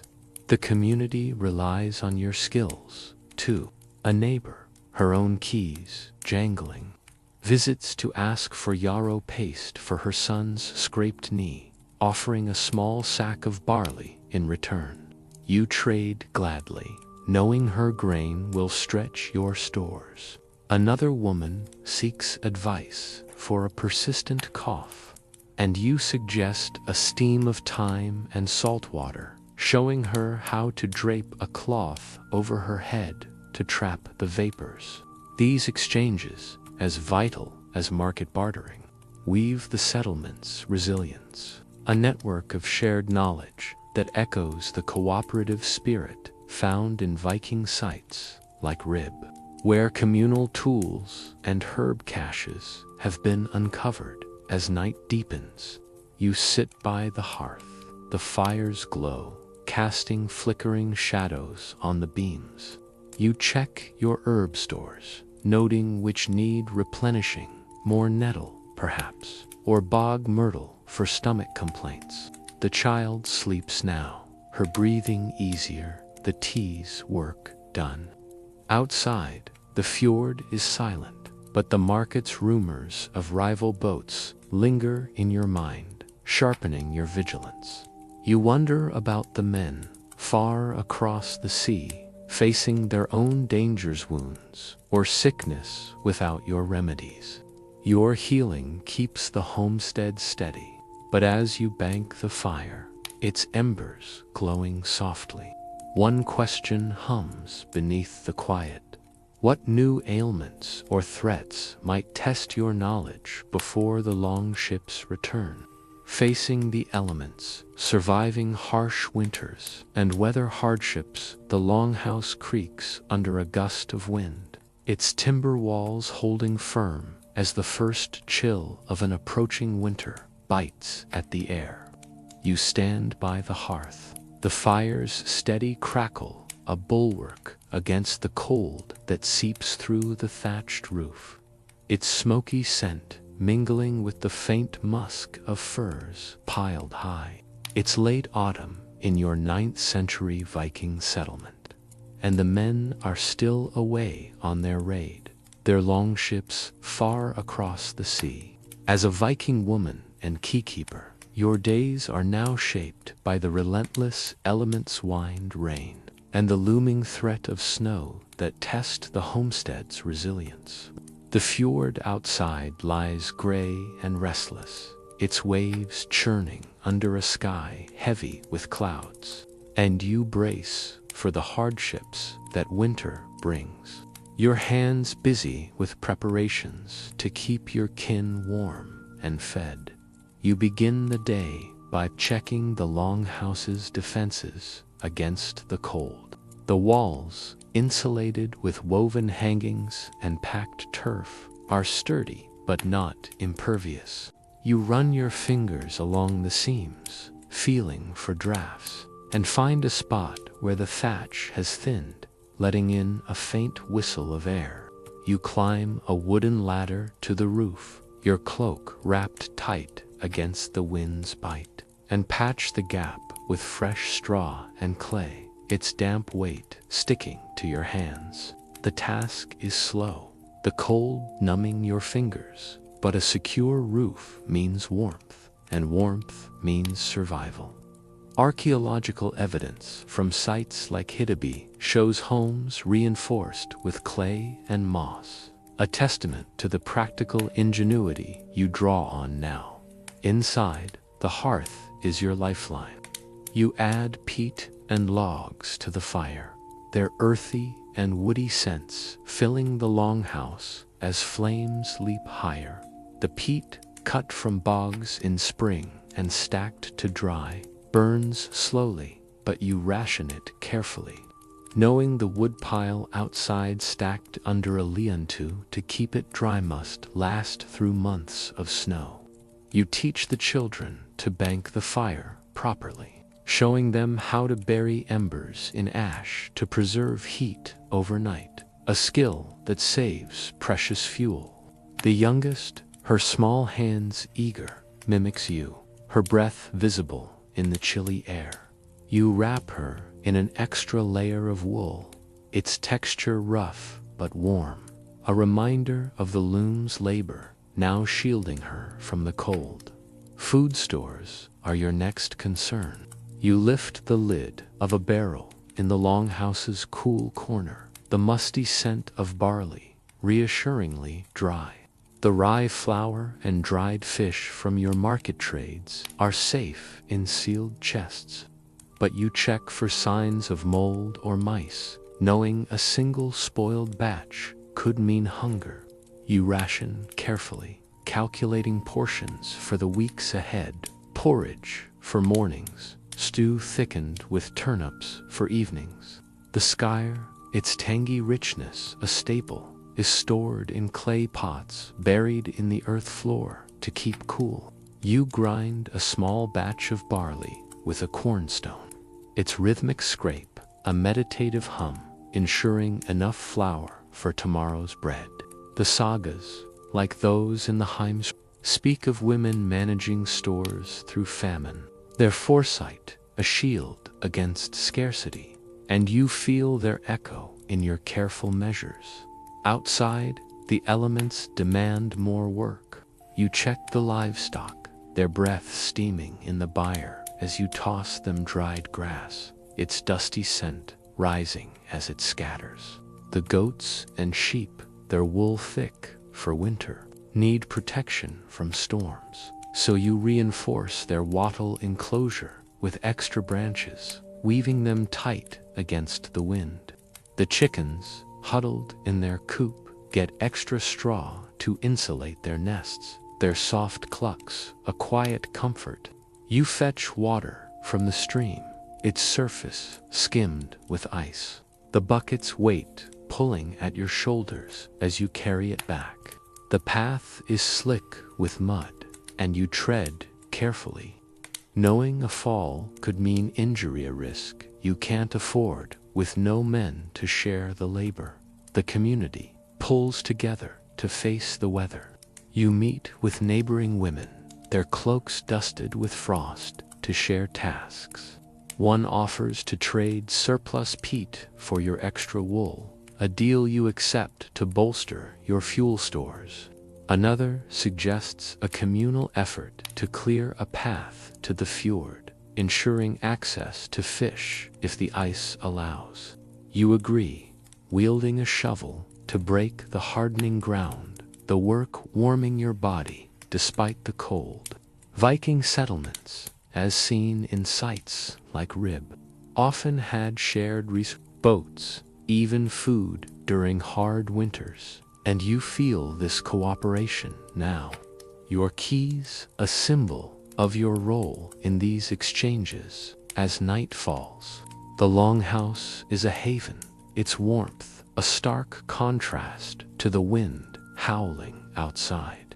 You mend a torn cloak by the fire, the needle's soft scrape blending with the storm's distant roar. The children huddle close, listening to an elder's tale of a winter survived by clever rationing, her voice steady as the hearth's glow. You add a log, its crackle sparking memories of milder days. And check the door's latch, ensuring it holds against the wind. The rumors of rival boats from the market have faded, but the weather itself is a foe, testing your preparations. You wonder about the men battling their own storms at sea, their return uncertain. As you bank the fire, its embers glowing softly. One question lingers in the quiet. How will the deepening winter challenge your homestead's strength before the longships bring relief? Spiritual practices, daily rituals, and beliefs in Norse mythology. Asterisk, you sit by the hearth in the longhouse, the fire's soft glow casting flickering shadows on the timber walls, its crackle blending with the howl of a winter wind outside. The fjord lies frozen under a blanket of snow, its stillness a stark contrast to the restless sea that carried the men away on their raid months ago. It's the heart of winter in your 9th century Viking settlement, and as a Viking woman and keykeeper, your days are anchored not just by chores, but by the spiritual practices that weave meaning into the cold, dark months. These rituals, rooted in Norse mythology, steady your household, offering comfort and connection to the gods as you navigate the uncertainties of the men's absence and the harsh elements. The air smells of peat smoke and dried herbs, a quiet reminder of the sacred woven into the mundane. Each morning begins with a small offering to the gods, a ritual as routine as tending the fire. You kneel before a small wooden shrine in the longhouse's corner, its surface carved with runes and images of Odin's, ravens, or Thor's hammer. You place a crust of flatbread baked yesterday on the shrine, its faint rye scent mingling with the smoky air. Beside it, you set a few dried bilberries, their purple stain still vivid as a gift to Freya, goddess of fertility and love, whose favor you seek for the household's strength. You murmur a prayer, your voice low and steady, asking for protection and the safe return of the men. These offerings, simple but sincere, echo practices found in archaeological sites like Ups, where ritual deposits of food and bones have been uncovered, testifying to the Norse devotion to their gods. You teach your daughter to carve a simple rune for luck on a wooden tablet, her small knife scraping carefully as she mimics your movements. You explain the gods' roles: Thor's thunder, guarding against chaos; Freya's warmth, promising spring's return; Odin's wisdom, guiding the raiders. These stories, drawn from oral traditions later recorded in the poetic Edda and prose Edda, are as vital as the skills of weaving or foraging, binding the family to a shared belief. Your son, eager for tales of valor, asks about Valhalla, and you recount how warriors fallen in battle feast with Odin, your words soft to keep the longhouses calm. The stories are a bridge to the men, somewhere across the sea, their fates tied to the god's will. Daily tasks are infused with spiritual meaning as you stir the morning porridge, the steam rising with a nutty warmth. You whisper a charm for health, invoking Ire, the healing goddess, to ward off sickness. When you mend a cloak, the needle's rhythmic scrape becomes a meditation, each stitch a plea for resilience. You hang an amulet, a small iron hammer pendant above the door, its weight a quiet reassurance against unseen threats. Archaeological finds from Birka and Gotland reveal such amulets in women's burials, suggesting their role in spiritual protection. You feel this legacy, your keys at your belt, a symbol of your duty to to guard not just the stores, but the household's spirit. The community shares these practices, strengthening the settlement's bonds. You join neighboring women at a sacred grove near the fjord, its trees bare but standing tall against the snow. Together, you pour ale onto the frozen ground, its sharp scent rising as an offering to Frey for a bountiful harvest come spring. You chant softly, your voices blending in the cold air, invoking the gods to watch over the absent warriors. Our moments of unity, their rituals a shield against the isolation of winter. You trade a small bundle of yarrow for a neighbor's carved runestone, its symbols promising strength, a quiet exchange that weaves faith into survival. Back in the longhouse, you prepare for a small evening ritual. You light a tallow candle, its flickering flame giving off a faint, greasy smell, and place it near the shrine. The children gather, their faces lit by the glow, as you tell a story of the Norns, the weavers of fate who spin the threads of life at the roots of Yggdrasil, the world tree. Your words, slow and deliberate, calm their restless energy, lulling them toward sleep. You teach them to tie a knot in a cord for each prayer, a tangible act to focus their hope, safety for the men, warmth for the home. These small rites, repeated daily, are as essential as the hearth's fire, grounding the household in a world where storms and rival boats loom as threats. The sagas and archaeological evidence, like the ritual sites at Trelleborg, show women as keepers of spiritual traditions, their prayers and offerings sustaining communities through hardship. You feel this role keenly, your rituals a thread connecting past and present, gods and kin. As you bank the fire for the night, its embers glowing softly, you check the shrine, ensuring the offerings remain undisturbed. The longhouse is quiet, the children asleep in their furs, the elders murmuring dreams of milder days. Outside, the wind howls, the fjord locked in ice, and you wonder about the men, their lives hanging on the gods' favor or the sea's mercy. Your faith steadies you, but as you settle onto your bench, the firs soft beneath you, one question lingers in the winter's silence. What trials will the gods send before the longships return, testing the strength of your prayers? The return of the warriors, reintegrating the men and sharing the spoils. The longhouse is hushed, the hearth's embers casting a faint glow as you sit mending a fishing net, its coarse fibers rough under your fingers. Outside, the fjord lies still, its icy surface beginning to crack under the first hints of spring's thaw. It's early spring in your 9th century Viking settlement, and the long months of the men's absence have honed your role as keykeeper into one of unyielding resilience. You've guarded the homestead, rationed stores, and kept the community's spirit alive through winter's grip.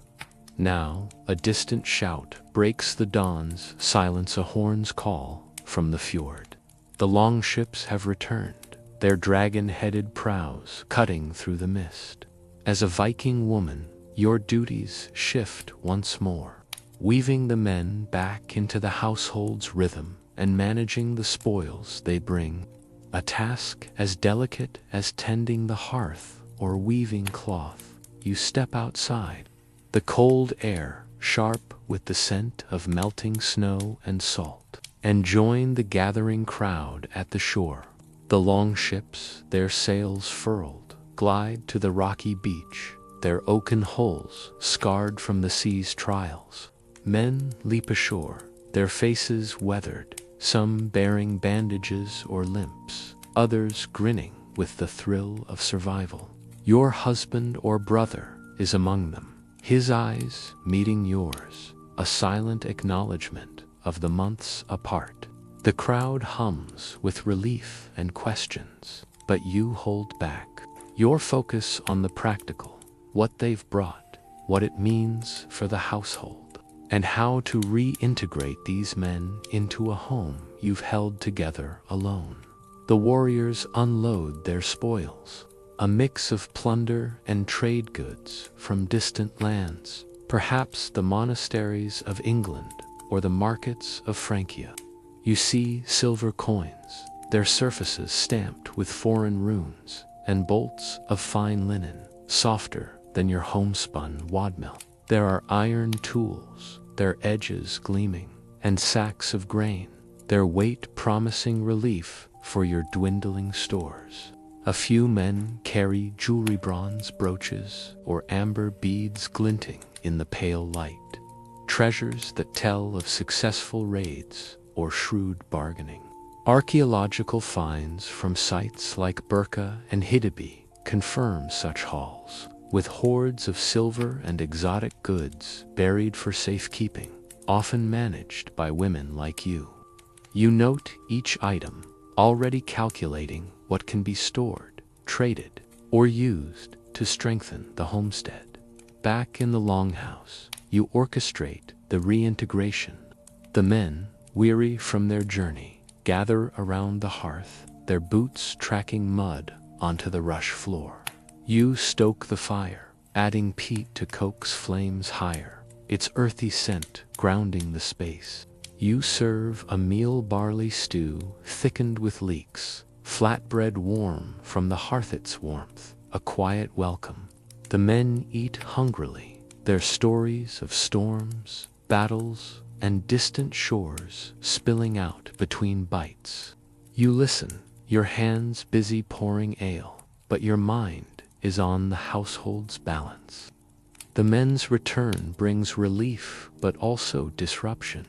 Their presence shifts the rhythms you've maintained, and you must guide them back into the fold without losing your authority. The spoils are your responsibility to manage. You sort the goods with a careful eye, lifting the lid of a chestnight's iron lock, clicking under your keys to store the silver and jewelry. The linen you fold carefully, its smooth texture a luxury for trade or gifting at the next market.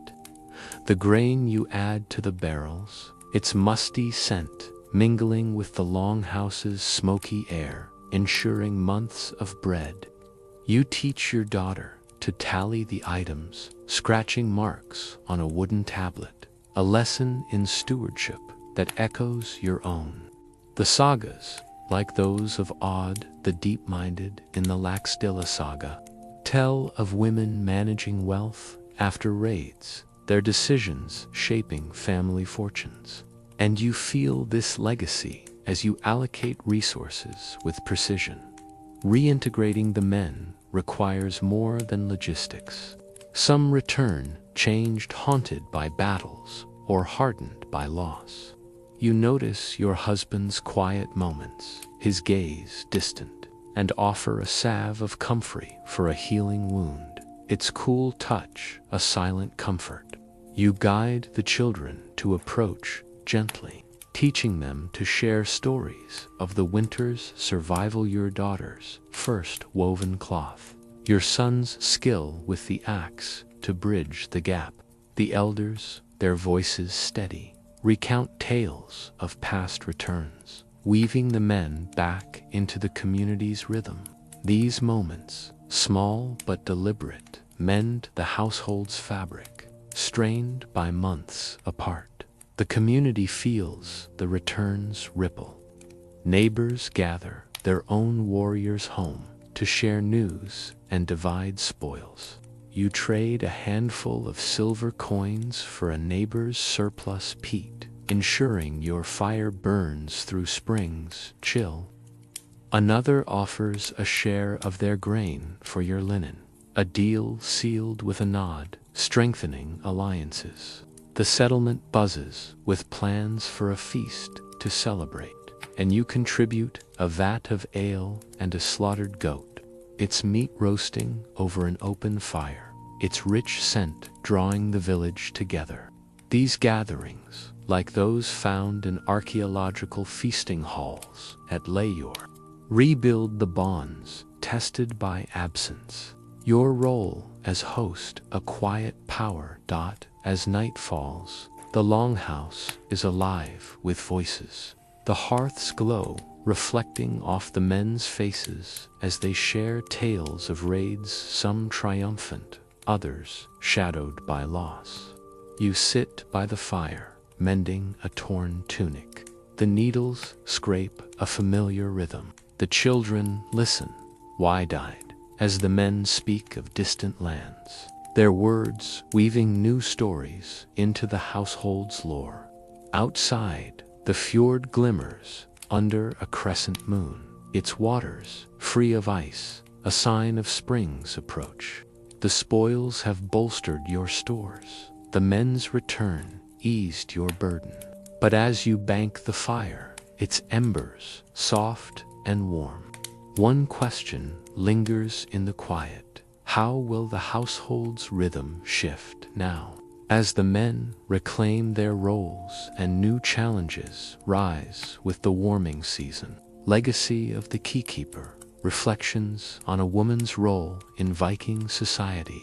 The longhouse is warm, the hearth's fire casting a steady glow across the wooden beams as spring's first green tints the hills beyond the fjord. The men are back, their stories of raids and distant shores now woven into the household's daily rhythm. Their spoils silver linen, grain sorted and stored under your careful watch. It's the 9th century in your Viking settlement, and as a woman and keykeeper, you pause to reflect on the months of their absence, when you held the homestead together through winter's bite, market trades, and whispered threats of rival boats. The air smells of peat smoke and fresh-baked bread, its rye scent grounding you as you sit by the fire, a rare moment of quiet. Your keys, still hanging at your belt, clink softly, a reminder of the legacy you carry, a role that binds hearth, kin, and community in an unbroken thread. You trace your fingers over the iron keys, their cool weight familiar after months of use. Each key unlocks more than chests or doors. It opens the responsibilities you've shouldered, managing stores, weaving cloth, healing ailments, guarding the home. The longhouse, with its rush-covered floor and woven hangings, stands as a testament to your labor, its warmth and order, a reflection of your stewardship. You recall the winter's challenges, patching the roof against snow, rationing barley to stretch through lean weeks, teaching your children to carve runes or spot edible plants. These tasks, rooted in the practical and spiritual, echo the lives of women across Viking settlements, their roles etched in archaeological finds like the loom weights of Birka or the runestones of Uppsala. Honoring their strength, your role as keykeeper is not just about survival, but about legacy. You've taught your daughter to spin wool, her hands now steady with the spindle, and your son to respect the hearth's fire, his small axe swings growing surer. These lessons, passed through generations, ensure the household's future, just as your mother's teachings shaped you. The sagas, like those of Gudrun in the Valsunga saga or Odd the Deep-Minded, speak of women who managed estates, led kin, and shaped destinies, their names enduring in oral tradition. You feel their presence in your daily work-stirring stew, bartering at the market, offering prayers to Freyjach, act a thread in the tapestry of your family's story. The community, too, bears your mark. You've traded cloth for peat, shared yarrow for healing, and joined neighbors in rituals under sacred groves, strengthening the settlement's bonds. The feast you hosted, with its roaring bonfire and shared ale, wove the warriors back into the village, their return a moment of unity you orchestrated. Archaeological evidence from sites like Lair and Trelleborg shows women's roles in communal life tools, amulets, and feasting halls, pointing to their influence.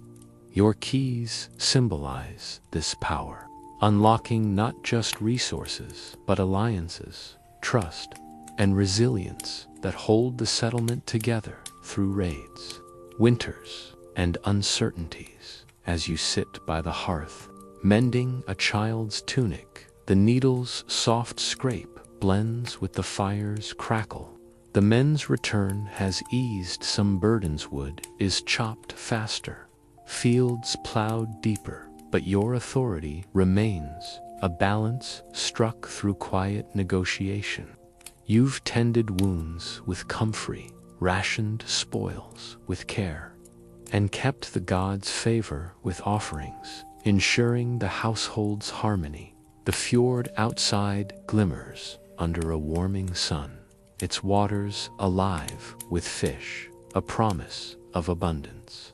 Yet you know the cycle will turn again, another raid, another winter, another test of your strength. The sagas and burials, like those at Oseberg with their richly adorned women, remind you that your role is eternal, a cornerstone of Viking life. You look at your daughter, now asleep in her furs, her spindle resting nearby, and feel the weight of her future. She'll wear keys one day, her hands carrying the same responsibilities: weaver, healer, guardian, host. You've given her the tools, stories of gods and ancestors, skills of the loom and field, faith in the rune's power. The community will rely on her as it does on you, her voice joining the chorus of women who sustain this rugged world. As you bank the fire, its embers glowing softly, you reflect on your place in this lineage, your work a bridge between past and future. But as spring unfolds, one question hums beneath the longhouse's quiet. What new trials will the seasons bring, and how will your legacy guide the next generation through them? The cycle renewed, preparing for the next raid and future seasons, the longhouse hums with the familiar rhythms of spring. The hearth's fire burning low as the days grow warmer, its smoky scent mingling with the fresh tang of new grass carried through the open door. Outside, the fjord sparkles under a bright sun, its waters alive with the promise of fish and trade. It's the 9th century in your Viking settlement. The men recently returned from their raid, and grain now woven into the household's stores. Yet the air carries a restless energy. The men speak of another raid, their eyes already turning to the sea. Your role, as ever, is to prepare the homestead for their departure, ensuring its strength through the seasons ahead while passing your knowledge to the next generation.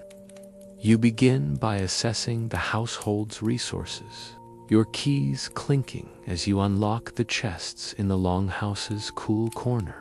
The grain from the raid has bolstered your barrels, their musty scent reassuring. But you calculate carefully, knowing summer's abundance must be preserved for another winter. You sort the linen, its fine, weave a luxury for trade, and set aside silver coins for the market, their foreign runes glinting in the firelight. The iron tools, axes, and sickles need sharpening, and you oversee a thrall's work with a whetstone, its rhythmic scrape blending with the longhouse's quiet. These preparations, rooted in the practical wisdom of women like those in the sagas such as Odd, the deep-minded are your foundation, ensuring the homestead thrives whether the men return with riches or empty hands. The fields demand your attention as spring unfolds. You walk the barley and rye plots, the soil soft under your leather shoes, and check for early weeds, pulling them with a steady hand. The crops, planted before the men's return, are sprouting, their green tips a fragile hope. You teach your daughter to hoe the rows, her movements steadier now, and explain how to time planting with the moon's phases, a tradition passed from your grandmother. The gardens, cabbages, and leeks, tended through winter's end, need thinning, and you show your son how to space them for stronger growth. These lessons, like those found in archaeological records of farming tools from Rib, tie the next generation to the land, ensuring its bounty endures. The loom, too, calls you back. You set up new warp threads, their tension tight under your fingers, and begin weaving wadmel for the men's sails and cloaks. The shuttle's rhythm, a steady pulse. The wool dyed with woad and madder from last summer's foraging carries the deep blues and reds of your labor. You involve the children, letting them card wool, its soft fluff piling high, teaching them the patience of creation. The sails, vital for the next raid, must be strong, and you grease them with sheep fat, its pungent smell filling the longhouse. Archaeological finds from Oseberg, with its preserved textiles, show women's mastery of such crafts, and you feel their legacy in each thread. Your work a lifeline for the men's journey. The community prepares alongside you. You meet with neighboring women, their keys jangling, to plan shared tasks, sprippering boats, pooling grain for communal stores, or organizing a spring festival to honor Freyr for a fruitful season. You trade a bolt of your wadmel for a neighbor's surplus fishhooks, their iron glinting with promise for the fjord's cod. These exchanges, like those in trading hubs like Hiddeby, strengthen the settlement's resilience, a network of women holding the village together. You share stories of past raids, your voice blending with theirs, passing tales of survival and cunning that echo the saga's heroines, like whose strength fortified kin and community. Spiritual preparations anchor these efforts. You visit the shrine in the longhouse's corner, its runes worn smooth, and offer a handful of barley to Thor, praying for safe seas and strong winds for the men's next voyage. You carve a new rune for protection on a wooden tablet, teaching your daughter its shape, her knife careful but sure. The children join you in a small ritual, tying knots in a cord for luck, their small hands mimicking yours. These practices, reflected in archaeological finds like amulets from Gotland, weave faith into the homestead's rhythm, a shield against the uncertainties of another raid. You feel the gods' presence, their power, a quiet hum beneath your tasks as evening falls. The longhouse is quiet, the children asleep in their furs, the men outside testing oars by the fjord's edge, their voices a low murmur. You sit by the hearth, mending a net, its knots tight under your fingers, and reflect on the cycle turning anew. The men will sail again, leaving you to guard the homestead, ration stores, and face whatever threat storms, rivals, or hunger emerge. Your keys, heavy at your belt, symbolize your role as the household's heart, a legacy you'll pass to your daughter, who dreams nearby, her spindle at rest. The fjord glimmers under starlight, its waters whispering of journeys to come. As you bank the fire, its embers soft and warm, one question lingers in the spring night's calm. What will the next raid demand of you? And how will your stewardship shape the seasons ahead?